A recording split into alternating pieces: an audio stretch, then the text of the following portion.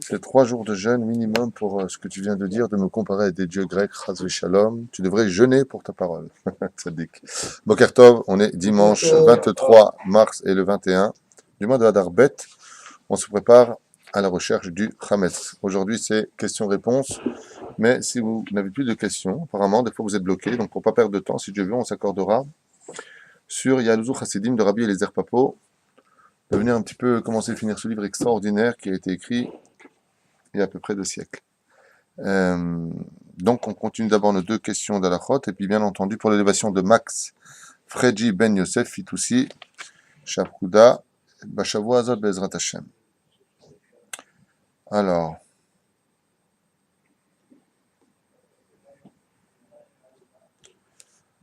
ok, Asocher Becheder Bet Malon, Emitzach Livdok, Bepesach. Ah, très bien, on est déjà dans Pesach, ici Shni Achat, Ketzad Nitan Leachir Bepesach. Ok, ah, très très bien. Metsuyan, voilà qui nous arrange, parfait. Alors, ici, on va commencer pour les questions, justement, sur Pesach. Merci. On met matin, Metrilim, la Asok, Bilchot Pesach. À partir de quand on doit étudier les lois de Pesach? Réponse, vous le savez tous, 30 jours avant. Avormi, Iten, Maot, Shel Kimcha de Pinzra. À qui doit-on donner de la Tzedaka? Vous savez qu'il est impératif de donner aux pauvres de quoi faire Pesach. C'est impératif d'avoir, comme j'avais expliqué dans un shiur, qui d'ailleurs figure sur le site, sa table sa salle à manger qui arrive jusque dans le salle à manger des pauvres, sans pour autant qu'ils soient chez toi, c'est-à-dire leur donner la possibilité de pouvoir faire Pessah. Mizval kol echad iten dmei kimcha de pischa, ken, הנגבים על ידי גבאים, הנגבים על ידי גבאים צדקה שבכל מקום ומקום, ולתחום כפי יכולתו עבור חלוקת לעניים, ודאגו לראשונה לאברכים עמלי תורה. Le premier à profiter, nous dit ici la halakha, oui, comme c'est marqué dans Kolet Rabba, im bekeshet la asot tzedaka, bekeshet la asot tzedaka, assez im amle Torah, comme le rappelle aussi dans le Kolet Rabba, les premiers qui doivent profiter de la tzedaka, ce sont ceux qui étudient la Torah. Pourquoi? Im en kemach en Torah. Comme eux font vivre le monde, et c'est grâce à ceux qui étudient la Torah que toi, qui vas travailler, tu gagnes ta vie, contrairement à ce que tu penses. Et bien de l'autre côté, Akaratatov, tu deviens shutaf. Donc les prioritaires, c'est une halakha, c'est marqué ici. Aussi dans le Likut Yosef, Siman Taf Kaf Tet, que les premiers pauvres en priorité, ce sont ceux qui étudient la Torah. Voilà, c'est dit, c'est fait. Si les premiers, les premières personnes à aider, ça veut dire que si tu as 500 shekels à donner, donc c'est d'abord celui qui étudie la Torah, ensuite l'autre. Après le Haïm. C'est la halakha, telle qu'elle est marquée ici dans le Likut Yosef. Quoi? Bah, Shalom Kotouf. Amutar lechol bepesach matzah ashira ugiot papushado. Une question qui est posée ici, Mahod Manenet. Peut-on manger à Pessah de la matzah ashira, donc de la matzah avec du vin ou du jus d'orange ou du sucre, peu importe, et même des ougiot qu'on appelle papuchado. Vous connaissez ces gâteaux-là? Très bien. Alors la réponse du Rav Ovadia Yosef, dans Yabi Omer répond. On doit permettre à ceux qui font des matzot de faire aussi de la matzah ashira, bien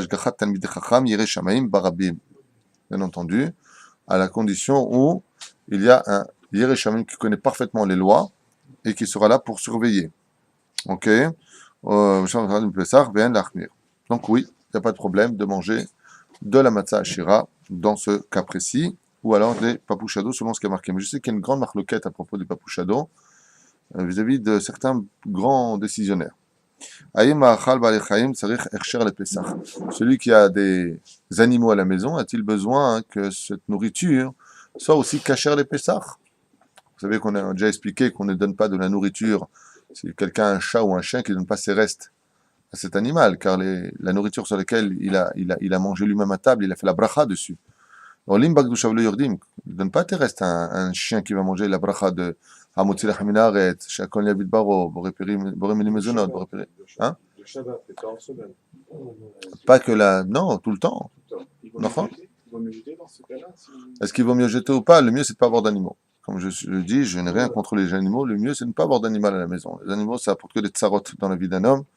Il faut se lever, il faut s'occuper, tu payes de l'argent pour le vacciner. À quoi ça te sert? Et à quoi ça sert? L'opachot de l'État. Hein? Un chien, est-ce que ça a un sourd? On a fait un cours sur cela qui s'appelle 30 millions d'amis, je crois. Je ne me rappelle plus exactement. Une vie de chien, ça s'appelle, voilà. Donc lui, il dit une vie de chien. Pardon? Non, les filles à halakha, ce n'est pas interdit d'avoir un chien. Bamed varim amourim, ça veut dire quoi? C'est pas interdit d'avoir un chien. Si la halakha nous dit il est dehors et attaché avec une chaîne en fer, s'il est attaché dehors, alors c'est moutard. Mais Baruch Hashem, chez les goïms, il y a des chiens pour les garder, chez les juifs, il y a la mezouza pour nous garder. On ne doit pas mélanger les deux. Je sais que ce que je dis doit pas plaire, mais qu'est-ce que j'en ai à faire? Ça, c'est la vérité.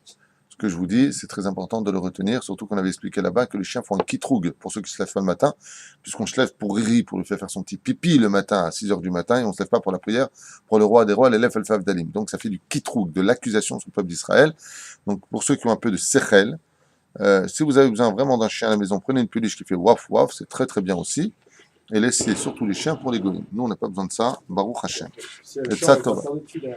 S'il y a Quand on a un chien, on ne peut pas faire qu'il bouge. Chien ou un chat, j'ai pas compris. Un chien. Un chien, si, tu peux avoir un chien à l'extérieur, donc. Mais si dans la pièce où on est, on fait qu'il bouge, on n'a pas le droit. Il n'y a pas d'interdit de le faire dans l'absolu, il y a juste une tradition juive qui est basée selon la Kabbale, qui dit que là où rentre le chien, la shrina sort. Voilà, ce qu'on nous enseigne. Les chiens ont été des animaux maudits à l'époque de Noach, ils ont été bénis quand ils sont sortis d'Égypte. Lo yecheratz kelev les chono. Ils n'ont pas aboyé quand ils ont vu les enfants d'Israël qui partaient. Donc ils ont eu un salaire. Le salaire, c'est d'utiliser, c'est de laisser le chien louer Hachem, l'ange qui dirige les chiens dans les cieux. Dans le Pérec Shira, on dit kelev omer. Et donc là-bas, le chien, il a le droit de louer Hachem. Voilà, c'est tout. Ces excréments, c'est un autre sujet, les excréments du chien pour en faire, pour polir effectivement les parchemins sur lesquels on écrit les sifrei Torah, les mezuzot et les tfilines. Aval, c'est un autre sujet. Quoi qu'il advienne, est-ce qu'on a le droit donc d'utiliser de la nourriture non cachère les Pessah? Non, on n'a pas le droit de posséder tout.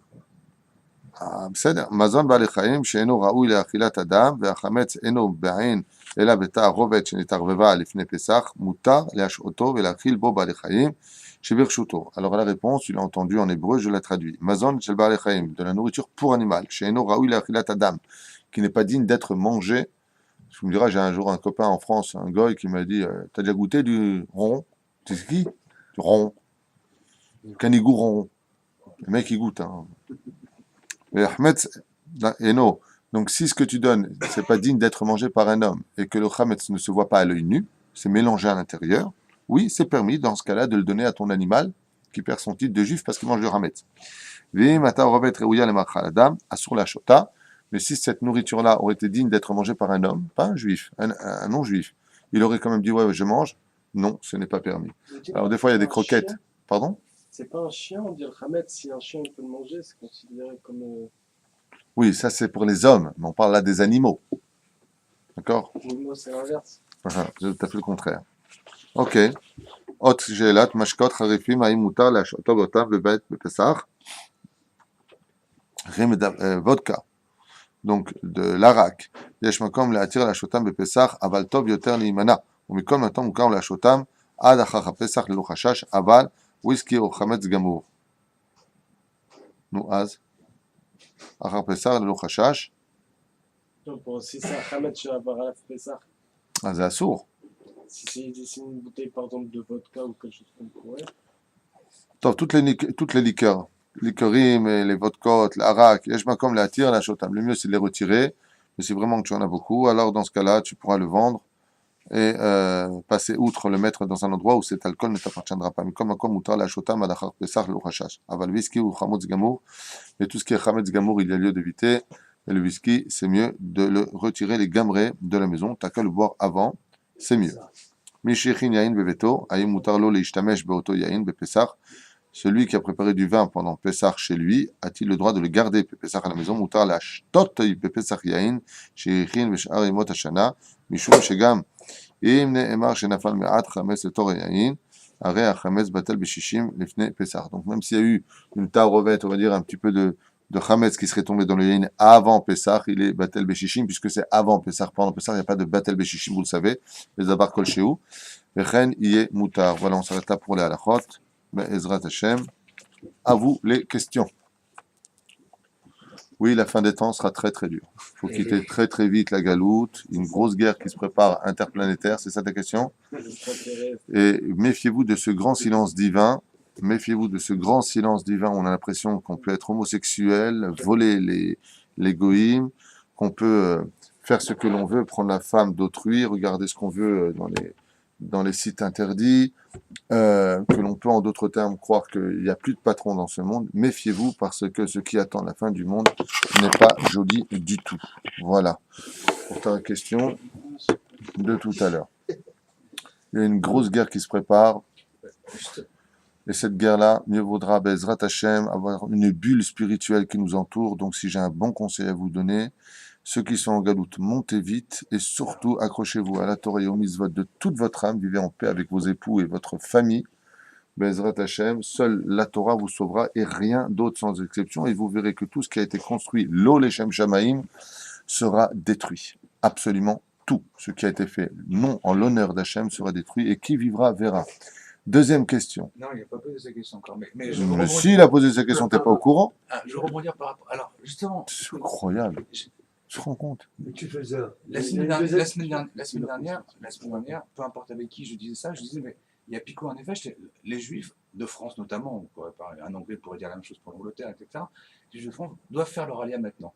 Et la personne qui est Haredi m'a répondu, Mechila Kivodo, mais aucun gaonim aujourd'hui, des Rêtes Israël par exemple, appelle officiellement des Juifs à faire leur alia parce qu'ils sont en danger. Alors, est-ce que c'est vrai? Et si c'est vrai, pourquoi il y a absence de... D'abord et avant tout, le Rav Kanevski, oui, a fait cet appel. Rabbi Chaim Kanevski, qui est considéré comme le dernier grand dinosaure des Gdoléadors de cette génération. Oui, ils disent qu'il faut vite monter en Israël. Et puis, il y a des moments où, si tu me permets la question, quand une maison brûle, on ne dit pas, attends, j'appelle le Rav, qu'est-ce que je fais? Il y a marqué tout celui qui voit, par exemple, un Safek Pikuach Nefesh. Par exemple, sa femme est sur le point d'accoucher, elle hurle. Et c'est Shabbat Kodesh.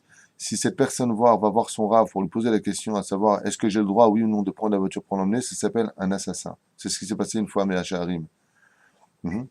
Donc il y a des moments où, quand quelque chose, il y a un tremblement de terre quelque part et qu'on se rend compte qu'il fait c'est très dangereux de tomber, eh bien d'abord et avant tout, il faut comprendre que d'abord on bouge, après on posera la question.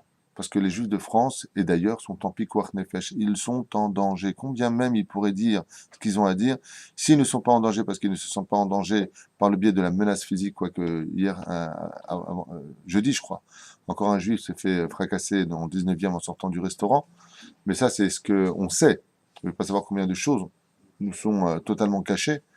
Mais aujourd'hui, c'est clair que les Juifs sont en danger. Je pense que, je l'ai lu hier soir, d'ailleurs, si vous me le permettez, 2 Juifs sur 3 en France veulent quitter immédiatement la France. Le problème, c'est que c'est pas pour Israël.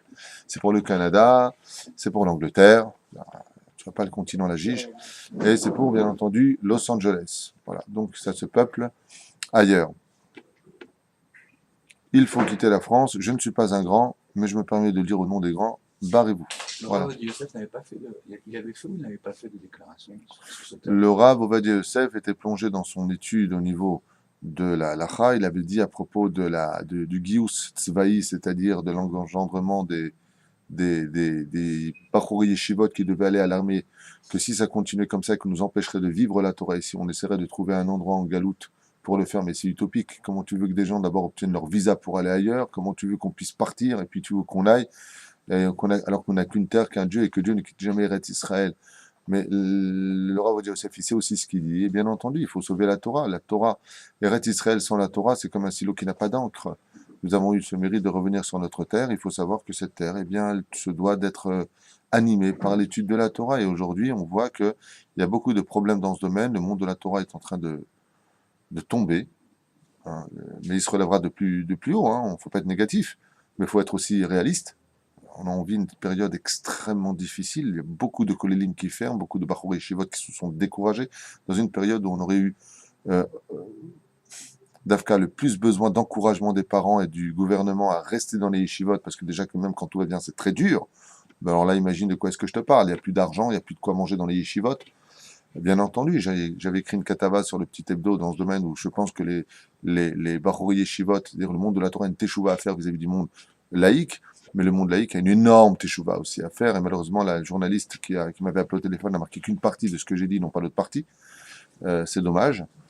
Mais j'avais dit aussi là-bas, dans le petit hebdo, dans le journal, J'avais dit de l'autre côté, il faut comprendre que tout ce monde laïque ne vit que par le mérite de ceux qui étudient la Torah, et c'est dommage que la reconnaissance du monde laïque n'a pas eu lieu dans un moment aussi important où on a besoin au maximum de la Torah et des mitzvot. On vit dans un monde aujourd'hui obscur et dangereux. Alors c'est vrai qu'il faut être positif, ne voir que le verre qui est à moitié plein, mais si l'autre plein est devenu maintenant empoisonné, alors il faut faire attention et sonner la sirène d'alarme, ce que je fais aujourd'hui. Il y a une sonnette d'alarme à tirer. Quand on parle des grands, je ne sais plus de qui est-ce qu'on parle aujourd'hui, parce que quand j'ai la tête, tous les grands sont partis de ce monde. Il reste peut-être le Rav Kaneski, le Rav Steinman, si tu veux. Je n'en sais absolument rien. Pardon? Peut-être le Rav Abergel, si tu veux. Mais pour moi, encore une fois, ce que je sais, c'est que si, Chaz Shalom, je suis dans un endroit où il y a le feu, j'irai pas appeler le Rav Ovadia Yosef pour savoir qu'est-ce que je fais. Je sors, après j'appelle le Rav Ovadia, si tu veux. Voilà. Aujourd'hui, je pense qu'il y a le feu dans le monde et qu'il serait temps que les justes se réveillent à arrêter leurs bêtises de croire qu'on peut faire ce qu'on veut parce que Dieu ne frappe pas pour l'instant. Je peux vous promettre que ça va démarrer d'ici peu de temps et qu'on a intérêt à s'attacher fortement au Torah, au Mitzvot, Masim Tovim, de faire la paix avec tout le monde et d'aimer chaque juif de tout son cœur, de trouver du mérite aux uns et aux autres. Si on ne le fait pas, je vous affirme que l'addition sera très salée. C'est un très très bon conseil que je vous donne. Behemet Igi Azman, Leiraga, comme on dit en hébreu, de se calmer. Voilà. Question à bas. Et de monter, bien sûr, en Israël, même si ici, rien n'est simple, et que Tel Aviv, aujourd'hui, dans les journaux israéliens, se vend d'être la plus merveilleuse ville d'homosexuels dans le monde. Ici, on peut enfin vivre ce que l'on veut, Béret Israël. Malgré tout, il faut venir avec tout ce qu'on voit ici, car Israël est un hôpital, que malheureusement, tout se paye. Alors, on voit souvent des tzadikim, des gens bons qui sont Yireh Shamaïm et qui font Torah Mitzvot, et qui voient leur mazal qui est bloqué ou qui leur arrive des mauvaises choses à cause de gens qui sont mal intentionnés, qui leur mettent l'œil de Haïnara ou qui disent des mauvaises choses. Alors comment on peut expliquer que Hachem il laisse faire ces gens mal intentionnés? Alors, ta question est, comment se fait-il que des tzadikim qui vraiment se donnent à fond sont bloqués par leur mazal, par le fait qu'ils sont dans la pauvreté, que rien ne va dans leur vie? C'est un peu ça que tu es en train de dire, même plus que ça qui partent pour eux à la limite. Pardon? C'est quoi la question exactement? Pourquoi le tzaddik il paye pour le rachat? Non, Alors. parfois c'est des Rechaïm qui mettent la Haïnara sur une certaine personne parce qu'ils n'aiment pas ou qu'ils...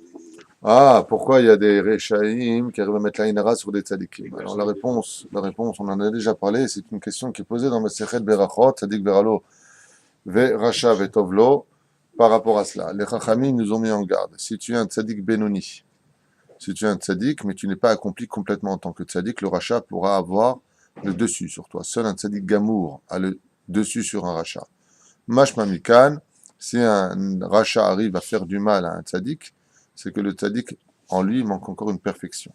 C'est-à-dire qu'il y a encore une porte qui est restée ouverte dans les 49 portes de pureté, et c'est au tzaddik de l'améliorer. Sinon, c'est Dieu lui-même qui protégera le tzaddik de toute influence, comme ce fut le cas de Moshe Rabbeinu, par exemple, qui, alors que Yaakov lui-même aussi a dû se faire mordre par Esav, son cou est devenu du shaïch, comme le glaive de Pharaon qui s'est brisé sur la nuque de Moshe Rabbeinu alors qu'il voulait lui trancher la tête parce que son cou est devenu du shaïch, c'est-à-dire du marbre.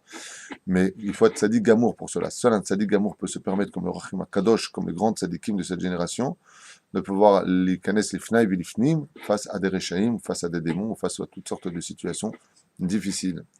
De l'autre côté, les chachamim, comme on l'a expliqué au propos de Nadav et Avihu qui sont partis dans cette paracha de la semaine, paracha de Shemini, ont la responsabilité de la génération. Ce qui fait que quand les tzadikim sont les derniers garants, les derniers lingots d'or d'une génération, alors les Rechaïm ont le droit, si tu veux, de l'itnapel aléem, et eux subissent, en d'autres termes, la situation pour payer les dettes de leurs jeunes frères. Car les tzadikim sont appelés les grands frères, et les Rechaïm sont appelés les petits frères. Pourquoi? Parce que le grand frère est responsable du petit frère, et d'être tzadik, c'est porter sur lui toutes les responsabilités de la génération, donc c'est pas évident. Ok. On dit que la Torah, elle tient, le monde tient sur la Torah. Comment se fait-il que vous, on dit qu'il faut que tous ceux qui sont en galoute, qui font la guerre. On dit qu'aux États-Unis, quand il fait jour là-bas, il fait nuit ici. Il fait nuit là, il fait jour là-bas. La Torah, elle fonctionne en permanence, 24 heures sur 24. Si tout le monde fait la guerre, il n'y a plus de juifs, par exemple, aux États-Unis. Comment que la Torah, elle va fonctionner quand il va faire nuit? Bon, alors la question que tu poses, c'est par rapport au Zohar HaKadosh, Rabbi Shimon Bar Yochai, qui explique il y a 2000 ans de cela, qu'effectivement la Terre est ronde. Tu vois, contrairement aux scientifiques qui l'ont découvert il n'y a même pas 500 ans, et pour d'ailleurs on disait de qui que celui qui disait que la Terre était ronde était brûlé sur le bûcher. C'était un hérétique et un fou. Si la Terre était ronde, on tomberait. Bon, la Torah, Baruch Hashem, pour ceux qui ont le srout de mère aux enfants, dans un Talmud Torah, où on étudie la vraie science de ce monde, saura que la Terre est ronde. Et donc Rabbi Shimon Bar Yochai dit qu'il existe un continent de l'autre côté exactement d'Israël, Amreka, et là-bas, bien entendu, quand il fait jour ici, il fait nuit là-bas. Pourquoi Dieu a-t-il fait ainsi? Pour que quand la Torah sera étudiée le jour ici, là-bas ils dormiront, et quand nous irons dormir, eux se lèveront et iront étudier la Torah, afin que le monde ne reste jamais sans Torah. Ce qu'a dit Rabbi Shimon Bar Yochai dans le Tikkuné HaZohar, c'est-à-dire justement le monde du Tikkunim, c'est-à-dire le monde de la réparation. Il faut que la Torah soit étudiée jour comme nuit, mais si demain tous les Juifs vont en Israël, c'est la Géoula, donc on n'a plus besoin de Tikkunim. Donc tout ira bien, puisqu'il y aura déjà le Melech HaMashiach et tout est pris entre les mains de lui, de ce Mashiach. Donc il n'y aura pas besoin de ce tikkun d'un côté du monde, de l'autre côté du monde, puisque la Torah, la Gemara nous dit que quand viendra le Melech HaMashiach, Bezrat Hashem, il y aura une telle effervescence de l'étude de la Torah dans l'amour d'Hashem, une telle joie, qu'on ne pourra pas nous-mêmes dormir, on n'a pas besoin des États-Unis de l'autre côté pour que les gens se lèvent étudier la Torah quand nous irons dormir, puisque le Melech HaMashiach sera là. Le Kibbutz Galuyot, je te le rappelle, fait partie des conditions du Melech HaMashiach selon le traité de Melachim, Rambam, 11e chapitre. Ça, ça veut dire quoi? C'est-à-dire qu'à l'époque de Rabbi Shimon Bar Yochai, il y avait des Juifs aux États-Unis, des Juifs dans le monde entier. Bevadaï, Bevadaï, depuis le premier temple. Il dit, il y avait déjà les Chabad. Il y avait depuis le premier temple, les habitants, les Juifs de Tunis ne datent pas d'il y a 500 ans ou 600 ans comme les Juifs d'Espagne ou du Maroc, pardon. Okay? Bah oui, les Juifs d'Espagne sont des Sfaradim, sont descendus au Maroc. Par la suite, il y avait aussi un peu de Juifs au Maroc, bien sûr. Le premier temple, quand Nebuzradan a dispersé les 10 tribus, déjà, donc bien avant le deuxième temple, les Juifs étaient dispersés dans le monde entier. Et Bevadaï que les Juifs se trouvaient de l'autre côté. Voilà, donc pour ta question, Henri, tu as eu ta réponse.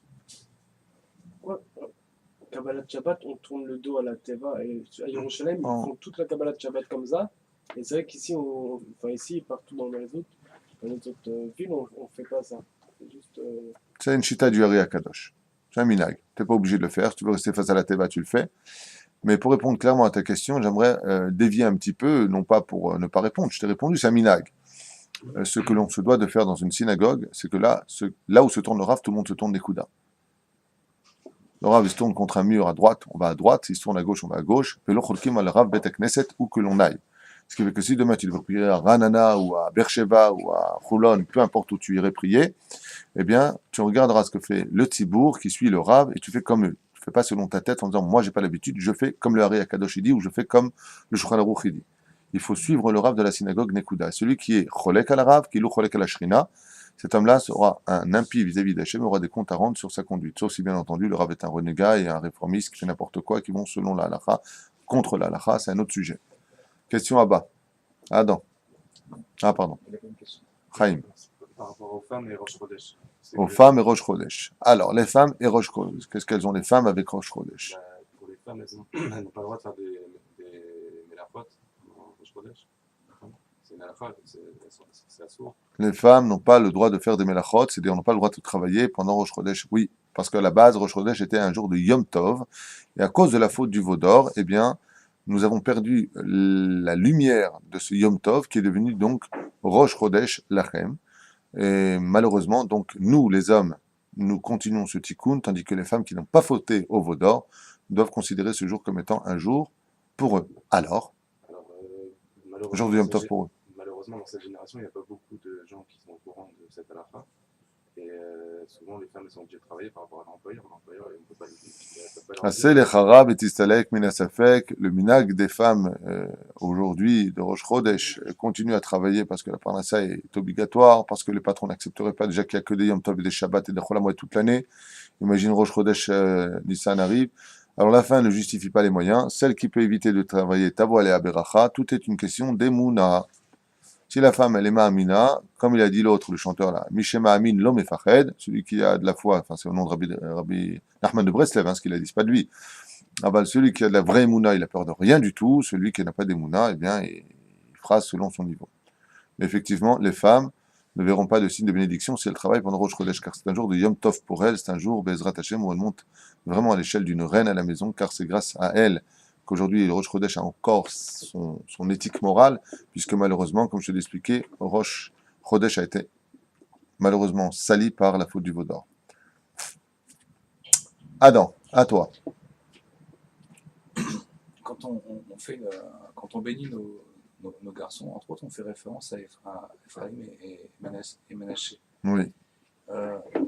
D'où vient la réussite de leur éducation alors que Yosef était en Égypte, était dans un environnement hostile par rapport à la culture juive, enfin, par rapport à plein de facteurs, on peut s'étonner de voir que ce sont Davka, Ephraim et Ménaché qui sont référencés pour bénir nos garçons, même si on sait que parce qu'il y a la shalom entre l'un et l'autre, mais néanmoins il a réussi complètement leur éducation.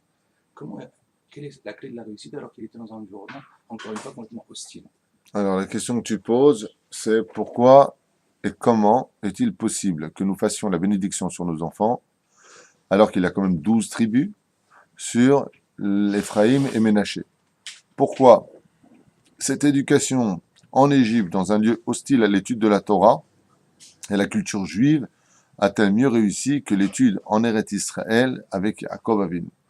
Les Chachamim ont déjà soulevé cette question pratiquement dans tous les livres. Tous les Parshanim ont déjà posé ta question. Et tout le monde répond la même chose. Donc, comme quoi que Adam, tu peux avoir ta photo parmi les livres ici présents. J'ai posé une question des Chachamim.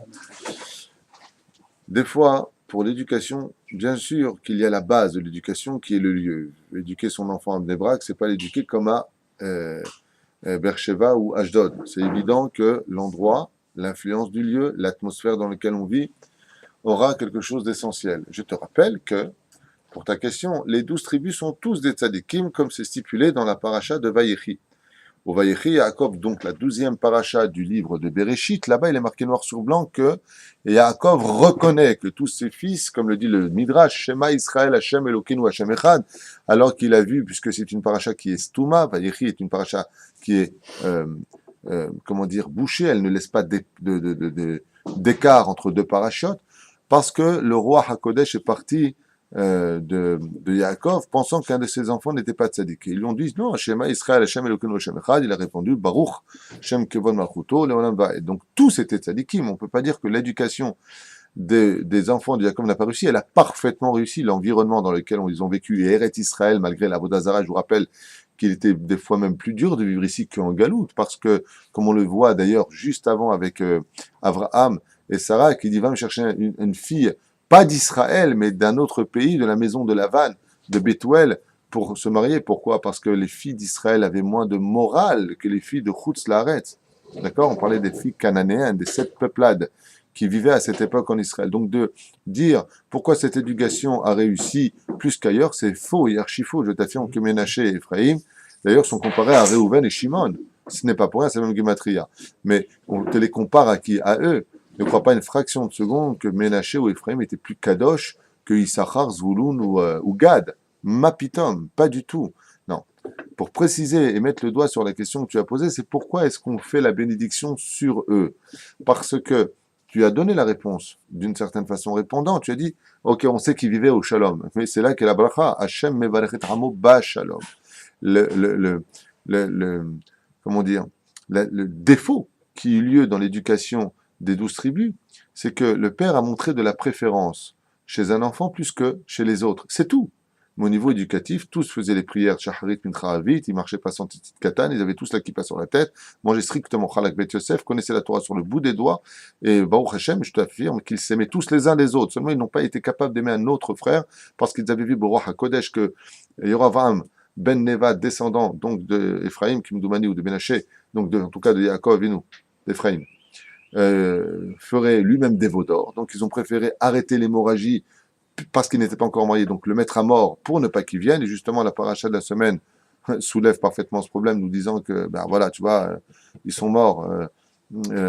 la faute du veau d'or a été faite par les 12 tribus, en fin de compte. Donc, le fait de vouloir dire que on a voulu tuer Yosef et Shem Shamim pour ne pas que vienne ce grand roi Racha qui instaurera 2 veaux d'or, un au Goujdan et un à Bethel en Israël, donc 2 extrêmes de gros veaux d'or comme ça, pour faire tomber le peuple d'Israël, d'une certaine façon, même s'il y a d'autres parshanim qui expliquent une autre philosophie sur cette faute extrêmement grave commise par ce roi, qui s'appelait Yerovam ben Nevat, qui vient de Yosef Hatzadik. Donc eux, les Shem Shamim, ils ont voulu couper cette situation. Tu n'auras pas d'enfant afin que ne vienne pas ce grand rachat dans l'histoire juive, qui, comme je le rappelle, selon Maseret Sanhedrin, c'est marqué que Yerovam ben Nevat a été le plus grand Talmid Chacham de toute l'histoire des Juifs. En Torah, personne ne pouvait s'asseoir en face de lui à part Moshe Rabbeinu.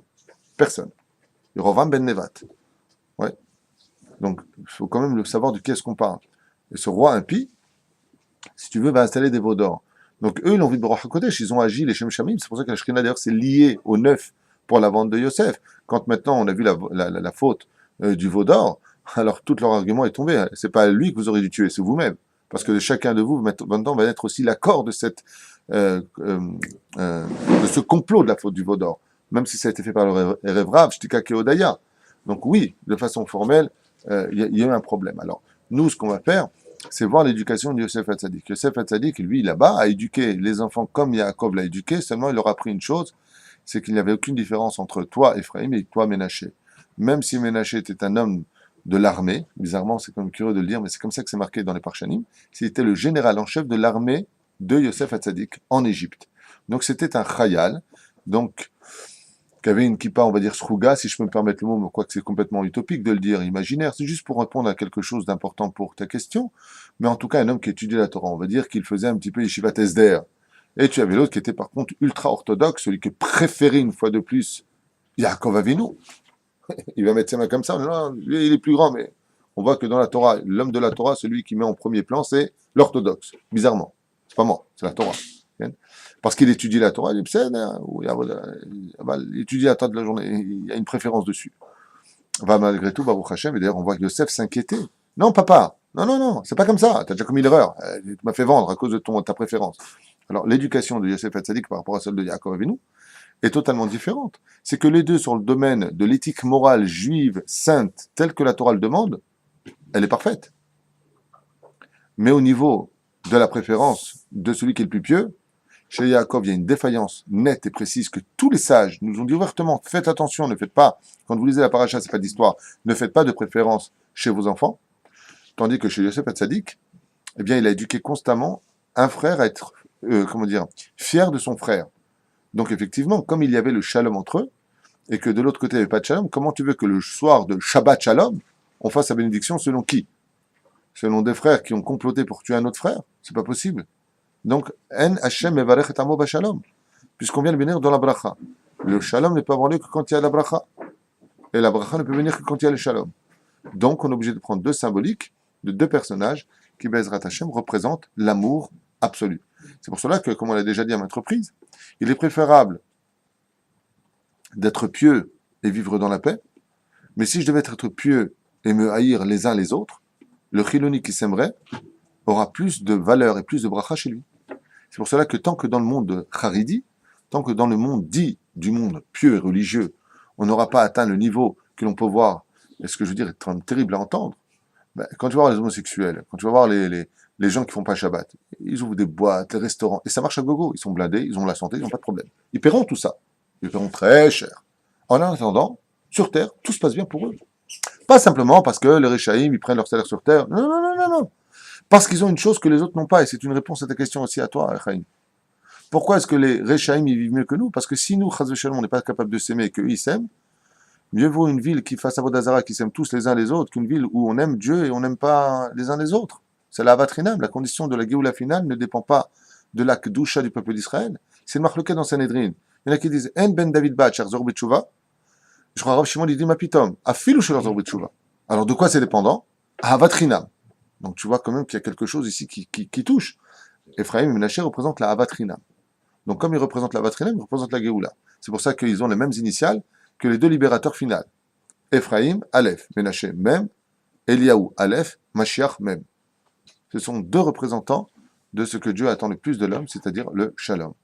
et surtout la paix des hiérarchies, que la femme soit à sa place de femme, l'homme à sa place d'homme, que les parents soient à la place de parents, les enfants à la place des parents, et des enfants. C'est l'absus révélateur. Comme c'est marqué à la fin des temps, comment dire, הנה את אלי הנביא, זכור לטוב, הנה אנוכי שולח לכם את אלי הנביא, et après comment c'est marqué? Mais Lève à votre albanim et l'albanim à l'avotam, qui ramènera donc le cœur des enfants au cœur des pères, et le cœur des pères au cœur des enfants. Pourquoi? Parce que les pires ennemis, comme c'est marqué dans Sota, les pires ennemis de la fin des temps, ce seront tes propres enfants. C'est-à-dire que ce que tu auras peur de ce que te fasse ton pire ennemi, ce sera dans ta propre maison qu'on te le fera. Ce seront tes propres enfants qui te vendront aux impôts, ce seront tes propres enfants qui seront prêts à lever la main sur toi, ce seront tes propres enfants qui sortiront le mal. C'est comme ça qu'on va commencer Sota, 49 Hamoud Aleph, Hamoud Bet, pardon, de l'autre côté. Rachel, Bezrat Hashem, pour bénir nos enfants, il faut arriver au shlab de Ephraim et Ménaché, qui eux ont appris une chose essentielle dans leur éducation qui a manqué dans la maison de Yaakov, c'est l'amour du prochain. Yaakov a commis l'erreur, disent les sages, pas David Pitou, de donner une tunique, de donner une préférence, de montrer quelque chose à autrui. D'ailleurs, la preuve, c'est qu'ils n'ont pas vu. Donc toi, tu dis la preuve, donc tu es d'accord avec moi. Donc tu joues le rôle de mon secrétaire ce matin. Non, parce que j'avais dit hier qu'un descendant de Yosef Hatzadik, c'est Yeshua Binoun. Oui. Et ils n'ont pas vu ça, les frères. Donc le mal plutôt dans Yosef. Ils ont passé devant le bien. Ça fait Ah, d'accord. Donc ça aussi, c'est marqué. Mais Loubanai, effectivement, il y a aussi Yoshua bin Nun. Et c'est ce que dit d'ailleurs Yaakov à son père. Il lui dit, pourquoi est-ce que tu vois Yerovam ben Nevat? Et il lui répond, qu'est-ce que tu veux que je vois? Il dit, Nachon. Mais ça, c'est aussi une claque un petit peu pour deux Hashkafot dans le judaïsme, à savoir qu'il y a ceux qui veulent voir que le bien, et il y a ceux qui sont venus réparer le mal. Alors, il y a ceux qui sont les médecins de l'histoire, car un médecin, on ne va jamais le voir quand tout va bien. Hein, imagine le mec qui va chez le médecin. Bonjour, vous allez bien? Super. Alors, vous avez mal où? J'ai pas mal. Qu'est-ce que répond le médecin? Ben, vous êtes venu pourquoi? Pas le temps de boire de café avec vous, mais vous êtes fou, quoi. Et ceux qui sont les médecins. Le médecin, dans ce monde, ne voit que le mal. Vous avez remarqué ça? Oula, cette tâche, j'aime pas. Faites des examens. Ouais, t'es pas Breslev, toi. Tu vois que le mal partout. Imbécile, il est là pour te soigner. Il y a cet Ashkafa, les médecins. Le médecin, pourquoi je suis un petit peu en colère? Parce que il y a certains rabbinim qui disent tout le temps, les rabbins qui voient que le mal sur terre. Non, c'est des médecins de la vie. Vous, vous êtes des philosophes de la vie. Vous voyez le bon côté des choses. Aval, est-ce que vous faites quelque chose pour atténuer la situation? C'est-à-dire que, faut savoir que Yaakov, c'est le médecin du monde. C'est celui qui va voir là où il y a des problèmes et essayer de les arranger. Et il y a l'autre côté, Bezrat Hashem, où, donc lui, qu'est-ce qu'il voit? Il voit pas qu'il va y avoir Yoshua bin Nun. Azmak Yoshua bin Nun. Heureusement qu'il y a un tzaddik. Pourquoi? Est-ce que Yeshet Sapot chez Yeracha? Est-ce qu'on peut imaginer qu'il peut être Racha? Chaz Shalom? Dieu me va l'école, arrête ce qu'il vaut. Donc il va voir ce qui va pas pour le réparer. Pour réparer cela. Pourquoi il ne veut pas dévoiler la fin des temps? Parce qu'il dit, mais tant, si je donne à l'époque de Yerovam ben Nevat, ou d'autres rois, comme Omri ou Yoram, qui fut des rois d'Israël impies, cette situation de la fin des temps, alors les générations vont dire, on a le temps, c'est pas pour maintenant, c'est en 2014. Ah, 2014, on aura le temps de fauter, et donc comme on sait que l'espoir fait vivre, en d'autres termes, l'espoir de savoir que maintenant la Géoula a lieu, combien de temps on peut tenir avec un morceau de pain, un peu de houmous, en tant que religieux, dans une maison, on n'a pas payé le loyer, on est mis à la porte, on a encore un enfant qui va naître. C'est très difficile cette situation, on peut vivre qu'avec le biais d'Aïmouna en disant, top, encore une journée, pas une semaine, une journée. Et ces journées plus des journées ont créé des mois, voire des années. Il serait temps, Bémet, aujourd'hui que la Géoula intervienne. Mais encore une fois, heureux l'homme qui sera dans le monde de la Torah des mitzvot et surtout dans les shalom. C'est pour ça qu'aujourd'hui, une des plus grandes mitzvahs qu'un homme puisse faire, c'est un nid dibour. Il apprenne à se taire dans cette génération parce qu'on n'a pas besoin d'accusateurs, mais on a besoin de médecins. On a besoin de médecins. Quand le Rav Shach, Zecher Tzadik Kadosh Vracha, avait crié il y a 23 ans de ça, il s'est fait critiquer par tous les impies de cette génération à l'époque, en disant, c'est ça Israël, aujourd'hui on mange du porc. Ah, les Kippot Rugot sont levés en disant, voilà, ils voient que le mal dans le peuple d'Israël. Mais c'est pas question qu'ils voient le mal. Ils voient pas le mal. Il avait vu ce qu'on voit aujourd'hui. Il a vu la catastrophe dans laquelle on laisse plonger. T'as une hémorragie, le mec il dit non, mais laisse, c'est pas grave, regarde, il y a quand même du sang de l'autre côté des veines. Tu vois que le mal, mais imbécile. Si l'hémorragie se vide, ça va vider tout le sang.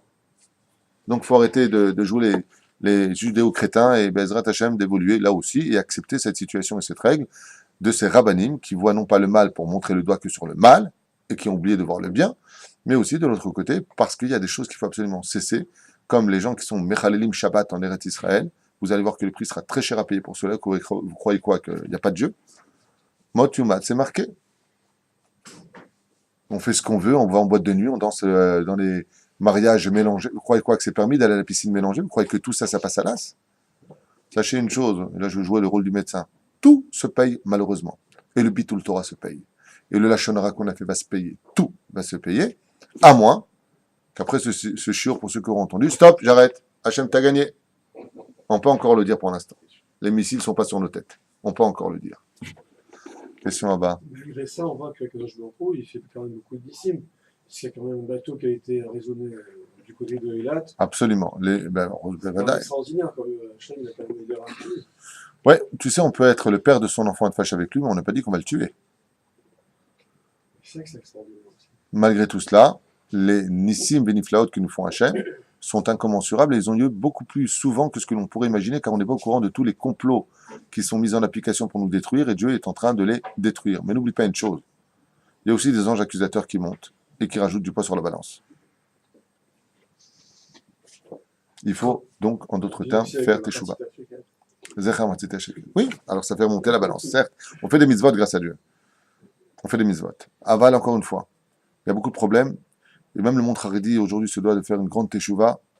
Il y a beaucoup de choses dramatiques qui se passent. J'ai lu des choses hier soir qui m'ont encore plus, après notre discussion à Cher sur ce qui se passait en Belgique, certains orthodoxes, les Chilul Hashem qui ont lieu aussi. Alors le monde laïque, j'en parle même pas. Mais il y a carrément une boîte de nuit aujourd'hui qui s'est créée à Tel Aviv, sud. Pour les orthodoxes, là-bas, il se passe des choses dignes de Sodome et Gomorrah. Que Dieu nous aide. Mais c'est normal. Hein? Quand tu les vois d'extérieur, ce sont des orthodoxes. Dieu est là pour juger, j'en sais rien. Ce que je peux te dire, c'est que c'est sauf qui peut en ce moment, la situation est grave.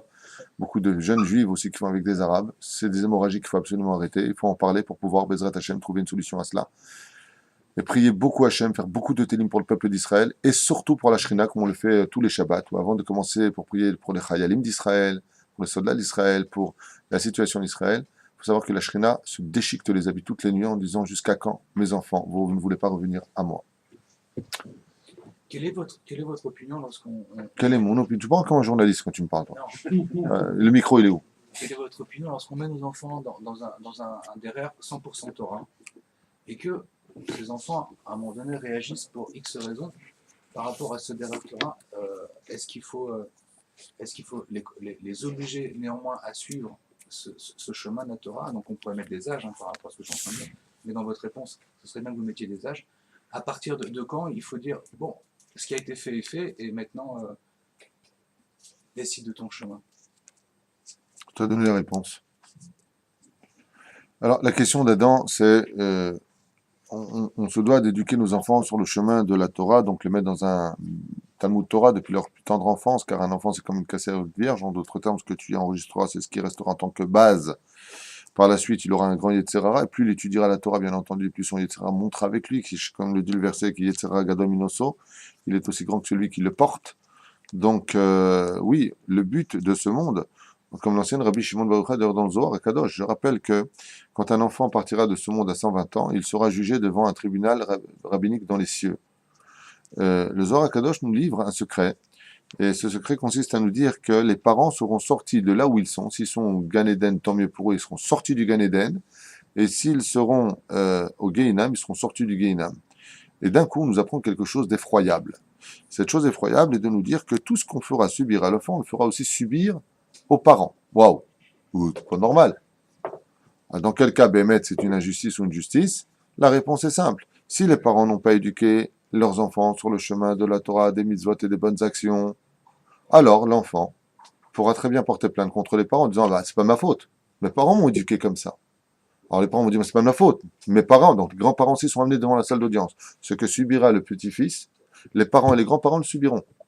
Mais mamache la même chose. S'il doit faire 12 mois de Gehinam, ils descendront 12 mois de Gehinam. Dans quel cas non? Si les parents ont fait ce qu'ils devaient faire. Si les parents ont éduqué leurs enfants sur le chemin de la Torah, s'ils ont prié pour cela, s'ils ont fait tout ce qu'ils devaient faire, et que malgré tout, Minashamaim, le choix de l'enfant, c'est de se retirer de ce monde-là et d'être un Chiloni Gamour et un Racha Gamour, eh bien les parents seront quittes. Le parfois de l'Euter. Mais une fois de plus, dans cette génération, quoi que fassent nos enfants, on se doit de leur donner de l'amour et de les ramener à la table avec tous les moyens du monde, en leur priant, surtout priant, car on sait que le plus grand secret de la réussite du juif, comme c'est marqué que Tolaat Yaakov, tout comme le ver de terre n'a pas de dents, puis il n'a pas d'œsophage. S'il en a un, il est vachement long. Tu le coupes en deux, il va des deux côtés. Il n'a pas de yeux. C'est un drôle d'animal, le ver de terre. Il vient de nulle part, il n'a pas besoin de papa et de maman, il peut venir de la saleté, il vient de nulle part, comme le peuple d'Israël qui vient du Ensof Baruchou. Mais on sait qu'une seule chose, c'est qu'il a une force dans sa bouche. Et si la Torah nous a comparé au ver de terre, c'est pour dire que le peuple d'Israël a une force dans sa prière que personne ne possède sur terre. Nous avons une force incommensurable, et il faut prier pour ça. L'éducation aujourd'hui, il n'y a pas de recette, c'est la prière. Il faut prier au maximum et faire ce qu'on a à faire. Tu as fait ce que tu avais à faire. Tu as mis ton fils au Talmud Torah, tu lui as donné l'amour, tu as chanté, n'oublie pas de chanter pendant Shabbat Kodesh. Tu as chanté, tu lui as donné Baruch Hashem une Torah de vie, pas une Torah de boîte de conserve où tout est interdit, tout est rasra à la maison. Si après tout ce bon vécu, l'enfant décide d'être un chiloni, Quel âge? pardon, Quel âge? Mettez un âge. Savoir à quel moment il faut savoir respecter la volonté de l'enfant. je pense que jusqu'à l'âge de 13 ans, l'enfant n'a pas décidé de quoi que ce soit. D'accord. Je pense qu'à partir de 13, 14, 15 ans, on doit déjà le conseiller et lui donner des directives. Je pense qu'à partir de 17, 18 ans, l'enfant, je crois même pas qu'il t'écoutera si tu parles, et si tu lui racontes trop ta vie, il va te mettre une droite. On est dans une génération aujourd'hui où 17 ans, il a déjà son permis de conduire, donc s'il a le malheur ou le bonheur, dans les deux cas, je ne sais pas comment le définir, d'avoir de l'oseille ou de déjà travailler, il va s'acheter sa voiture. S'il n'était pas content, je dans ma voiture. Tu ne pourras pas le tenir. C'est quand il est petit que Bezrat Hashem, les parents se doivent d'obtenir un maximum de leur enfant pour le mettre sur un chemin de vérité, mais surtout une Torah qui soit intéressante au minimum qu'un bon film que les Chilonim iraient voir. Pourquoi? Parce que si effectivement tu le mets face à des Gmarot sans lui donner le goût du lendemain, c'est-à-dire l'envie d'aller réétudier cette Gemara, d'avoir une vie familiale, mais si effectivement l'enfant il est dans la Torah, il voit que les parents se prennent la tête constamment, alors qu'il y a la Torah, hein, et toi tu es un rachat, toi tu es une chilonite, de toute façon ton kissou il sert à rien, que des mots comme ça. Le gosse il dit attends mais quoi c'est ça la Torah? La Torah elle donne de la haine à la maison? C'est pour X raison, à chaque fois qu'on est dans la Torah, tu as des gens constamment qui disent comment on va faire à la fin du mois, comment on va faire à la fin du mois. Mais les enfants, ils sont pas bêtes, ils enregistrent. Donc la Torah, elle te donne pas ces démounas parce que tu n'as même pas la force de demander comment tu vas finir ta journée. Tu te demandes déjà comment tu vas faire demain. Oui, tout ça, c'est de l'éducation. Si les enfants, ils voient une maison, Baruch Hashem, qui sourit, qui a de la joie, il y a de la musique, on danse, t'as un père normal, une mère normale. Alors oui, ils grandissent bien. Mais si la mère, c'est une folle furieuse qui n'arrête pas d'hurler à la maison, le père est jamais content de rien, les portes qui claquent constamment, des malédictions, alors que juste après, il fait « Ya ma chichi, espérons que tu meurs. Ya ma chichi ». Bah oui, l'enfant qui grandit là-dedans, il dit « Ouais, super sympa, ton éducation, ta Torah, je n'en veux pas. Si c'est ça Dieu, je n'en veux pas non plus. » Il n'y a pas de fumée sans feu, sauf si, bien entendu, des fois, il y a des décrets des réincarnations, comme on le verra avec le roi Ménaché, fils de Hiskiwa Meler, comme le précise la Gemara dans Sanhedrin une fois de plus, qui malheureusement... dans sa réincarnation était rachat et pas n'importe lequel, eh bien oui, il y a des moments et ça nous dépasse. Et Besham Hashem, Menasseh, Menasseh. Ce qu'on te demande, et je finirai pour cela aujourd'hui puisqu'il est déjà 9 heures, c'est une chose essentielle. Réussir ou pas ta mission ne fait pas partie de toi, c'est Dieu qui décide, uniquement Dieu. Ce qu'on te demande, c'est de faire ce que tu as à faire. Si tu as fait ce qu'on te demandait, tu as éduqué ton enfant, tu as su, Bezrat Hashem, te taire, ne pas t'énerver à la maison, pour toujours montrer que la Torah est une solution à beaucoup de problèmes. Alors ton fils saura que la Torah, c'est une lumière dans la vie. Mais si tu deviens intransigeant, kassan, coléreux, pathétique, antipathique, juger tout le monde, tout le temps, se plaindre de tout, ne pas avoir des mounas, montrer une face un petit peu de porc qui montrerait son sabot fendu, mais qui ne rumine toujours pas pour l'instant, car il ruminera quand viendra le Melech HaMashiach, comme c'est marqué de façon allusionnée dans le texte de la Torah. Alors tu verras que tes enfants, Bezrat Hashem, avec l'aide d'Hachem, reviendront à cette Torah, même si, combien même, ils auront vécu un petit peu dans cette eau sale qui s'appelle le monde du Chol, qui est de l'eau sale. C'est vrai que ça donne à boire, mais c'est de l'eau sale qui finit par étouffer l'homme tôt ou tard. Eh bien, avec l'âge, la maturité et l'expérience, ils reviendront facilement à la table de papa où ils se diront qu'en fin de compte, papa et maman sont un bon couple. On avait besoin d'un exemple dans notre vie. On s'est rendu compte que pour l'instant, on n'a rien fait de notre vie. Et Bezrat Hashem, sache une chose, c'est que quand on vit dans l'obscurité, on a beau se mentir tôt ou tard, on se prendra un coup au genou parce qu'on n'a pas vu ce qu'il y avait devant et on reviendra dans le monde de la lumière.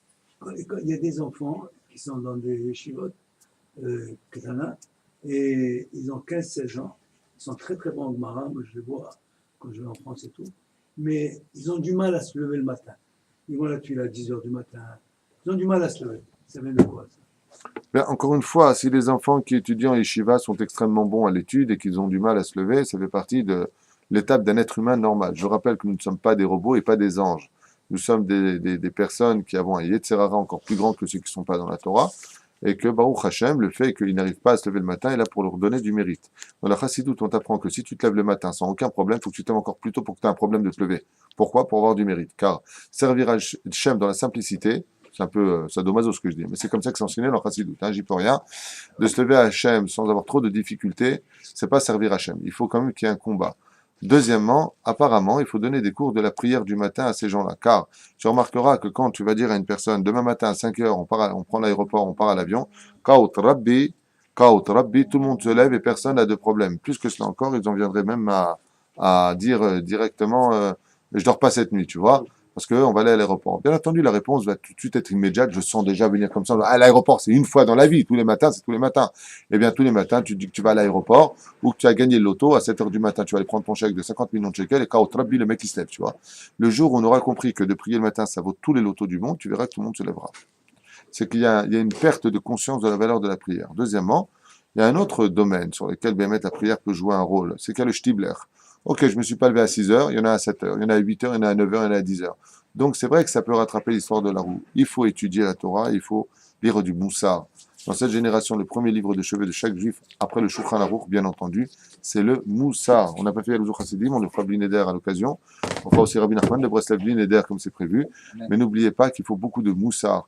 Si on étudie la Gemara uniquement parce que c'est un code mathématique, à savoir comment ça fonctionne, et puis on est très fort, on a des examens dessus, c'est un échec vis-à-vis d'études, car la Torah n'est pas l'arbre de la connaissance du bien et du mal simplement, elle est surtout l'arbre de la vie. Il faut vivre sa Torah et ne pas simplement la savoir. Kol Tov. D'accord.